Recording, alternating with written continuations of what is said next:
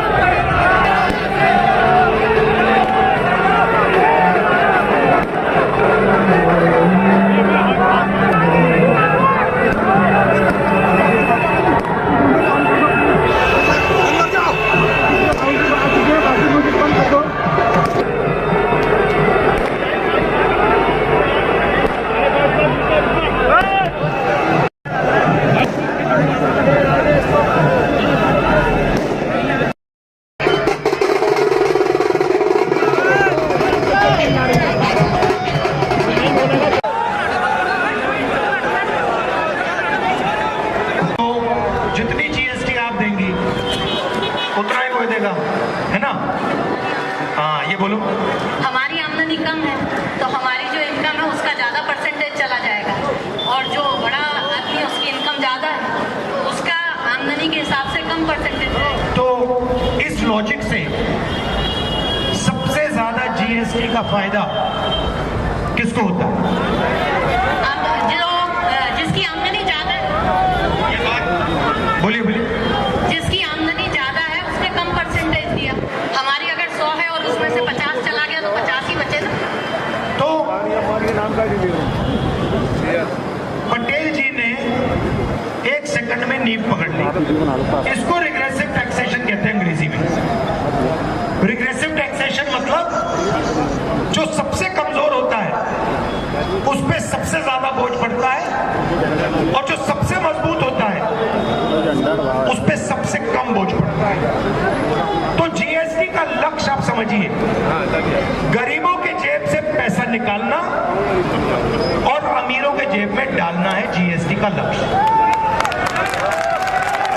तो पहले नंबर पे भीड़ से पूछा, पहले नंबर पर बेरोजगारी, दूसरे नंबर पर महंगाई, तीसरे नंबर पर भ्रष्टाचार।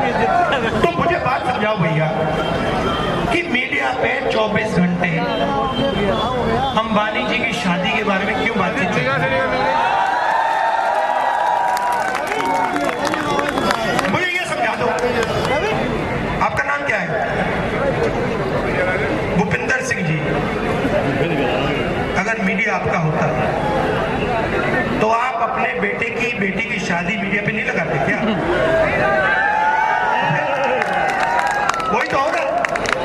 तो मीडिया किसानों का नहीं है, मजदूरों का नहीं है, दलितों का नहीं है, पिछड़ों का नहीं है, अरबपतियों का है। क्या होगा? अब जाति जनगणना को आप ठीक से समझिए। इसमें 2 कदम है। पहला कदम गिनती,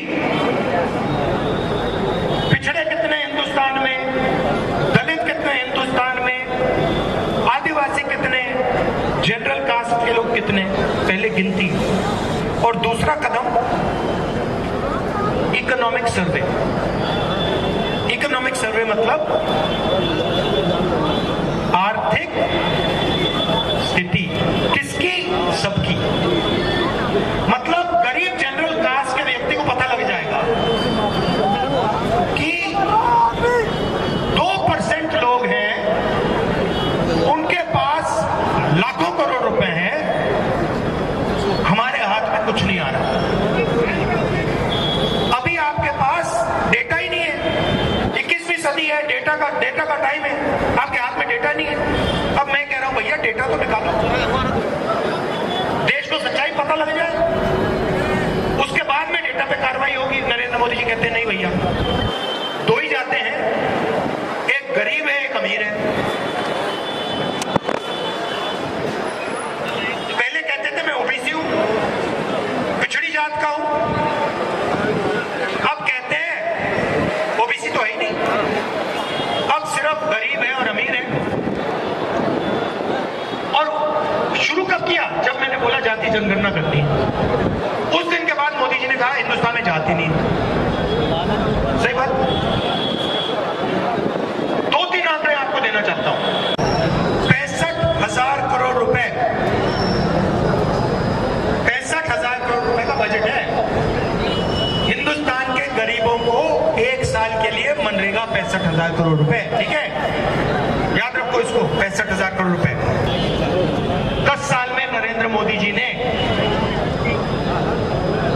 100 लोगों का 16 लाख करोड़ रुपए माफ किया है।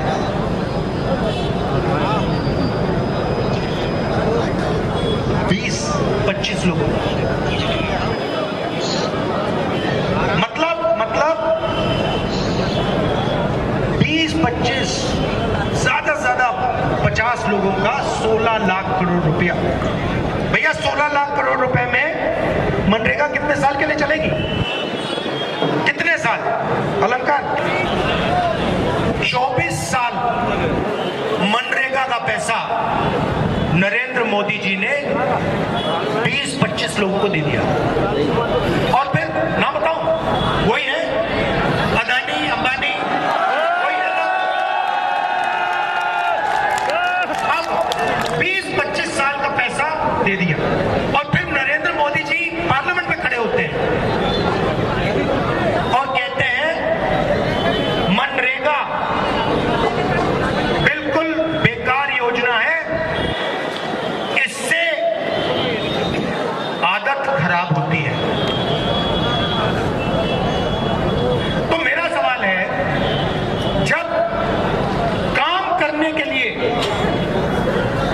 गरीब को 65,000 करोड़ रुपया दिया जाता है तो फिर उसकी आदत खराब हो रही है।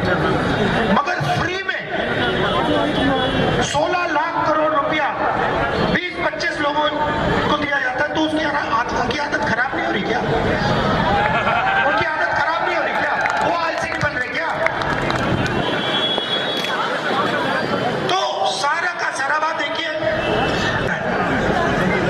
मैं आपको बताता हूं अपनी लाइफ में, भाई के साथ, माता पिता के साथ, बच्चों के साथ, दूसरों के साथ